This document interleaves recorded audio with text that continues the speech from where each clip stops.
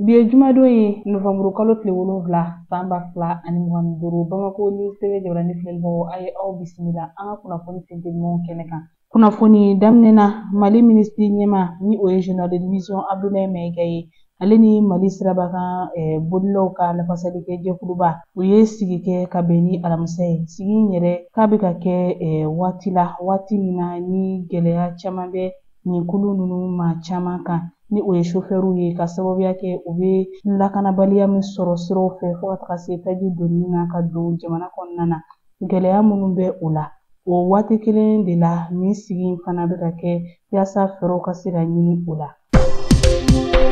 Kunungo an ka finitigiw ka ɲɛmɔgɔyaso ni o ye État Major Général des Armées ye a ko k'a b'a da bɛɛ lajɛlen tulo kan ko an ka finitigiw ka sanfɛ kɛlɛkɛ pankuru dɔ tun bɛ ka taji citerne mobili dɔw de dontɔ surveiller ka na Bamakɔ ka kɛ ni o ye Bamaji tigilamaa ninnu tun bɛ fɛ ka Bamaci wale dɔ kɛ ka ɲɛsin o taji mobili ninnu dontɔ ma. Nka sanfɛ kɛlɛkɛ pankuru in ye susuli kɛ ka pogo don Bamaci ninnu na.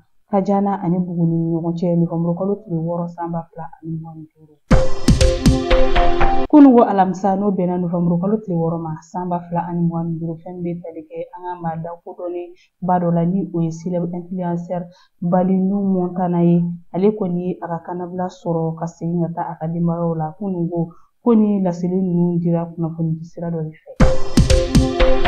Ka sanga ni kunnafoniyaw sɔrɔ cogo ye i b'a ye k'a fɔ Mali marabagaw fo ka taga se kulu dɔw ma ni o ye SEMA ani CGM ye n'u dagayɔrɔ bɛnnen bɛ Bamakɔ faba kɔnɔna na yan nɔ. Olu ye ɲɔgɔn ye ka se ka kumaɲɔgɔnyaw kɛ kɛrɛnkɛrɛnnenya la jagokɛminɛnw donni ka se Mali jamana kɔnɔ olu kan. Hali n'o y'a sɔrɔ gɛlɛya bɛ sisan kosɛbɛ minɛnw donni ko la fo ka taga se taji sɔrɔli baliya ma nin wagati ninnu na.